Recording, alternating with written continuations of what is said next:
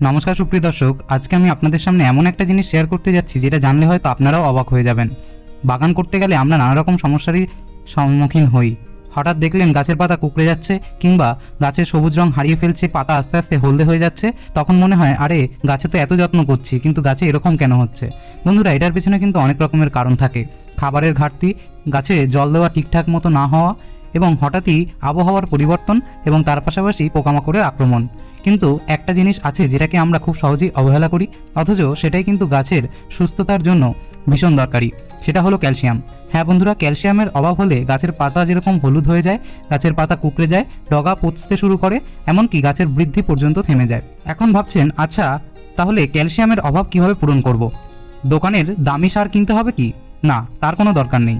আমি আপনাদের এমন একটা ঘরোয়া পদ্ধতি দেখাবো যেটা একেবারে বিনা পয়সায় করা যাবে এবং যার ফলে আপনাদের গাছে কিন্তু আপনারা রেজাল্ট দেখে আপনারাই অবাক হয়ে যাবেন। চুন। হ্যাঁ বন্ধুরা, ঠিকই শুনছেন। হার্ডওয়্যারসের দোকান থেকে 5 টাকার চুন কিনে আনলেই আপনার গাছের সমস্যা চিরতরে দূর হয়ে যাবে। অনেকেই জানেন, আবার অনেকে জানলেও অবহেলা করেন।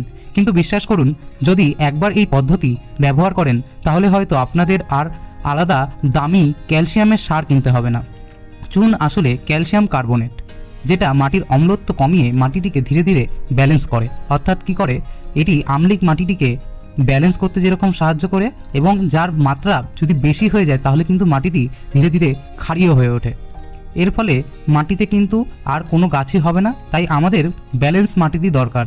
বৃষ্টির কারণে মাটি কিন্তু এই সময় অনেক অ্যাসিডিক হয়ে যায়। এর ফলে গাছে যেরকম ফুল আসতে চায় না, তার পাশাপাশি গাছ কিন্তু এরকম ঝিমিয়ে পড়ে। তার জন্য আমাদের এখন সম্পূর্ণ ব্যালেন্স মাটিটি আনতে হলে আমাদের গাছে চুনের ব্যবহার করতে হবে। এই চুন মাটিতে ব্যবহারের ফলে মাটির উর্বরতা যেরকম বাড়ে, তার পাশাপাশি গাছের শিকড় কিন্তু সহজেই খাবার নিতে পারে। শুধুমাত্র তাই নয়, চুনের জল গাছে ছত্রাক, পোকামাকড় এমনকি কিছু ক্ষতিকারক জীবাণুর হাত থেকে কিন্তু গাছকে বাঁচায়।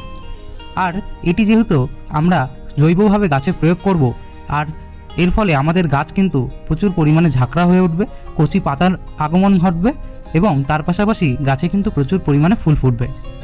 এখন নিশ্চয়ই মনে হচ্ছে, আচ্ছা তাহলে চুন ব্যবহার করব কি করে? খুব সহজেই।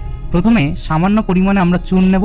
আপনারা যদি ডেলা চুন নেন, সেটিকে আমরা জলে কিছুক্ষণ ভিজিয়ে রাখলে দেখবেন চুনটি ফেটে গুঁড়ো হয়ে যাচ্ছে, অথবা আমরা এটির একটা দ্রবণ বানিয়ে নেব।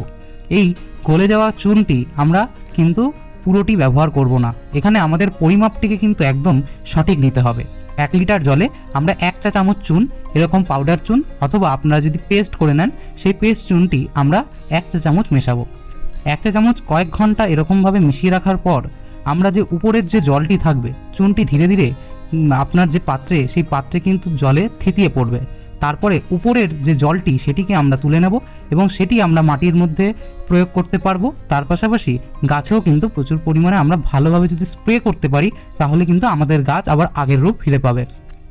এই চুন যদি বেশি দেন তাহলে কিন্তু পাতায় দাগ পড়বে, পাতা পুড়ে যেতে পারে এবং বাড়তি দেওয়ার কোনো দরকার নেই, কারণ বাড়তি দিলে মাটি ক্ষারীয় হয়ে যাবে এবং মাটিতে কোনোভাবেই কিন্তু আর গাছ বেড়ে উঠতে পারবে না। যদি মনে হয় যে এই চুনটি জলীয় দ্রবণটিতে ভালোভাবে মেশেনি, তাহলে এটিকে একবার ছেঁকে নেবেন যদি দানা দানা হয়ে থাকে। এটি কিন্তু আপনার গাছে জাদুর মতন কাজ করবেন।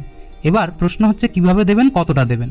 এই জল আপনি সরাসরি গাছে যেরকম স্প্রে করবেন, তার পাশাপাশি ছোটো টব অর্থাৎ 6 ইঞ্চি টবের জন্য 150 থেকে 250 ml আপনারা প্রয়োগ করতে পারবেন আপনার টব এবং গাছ বুঝে।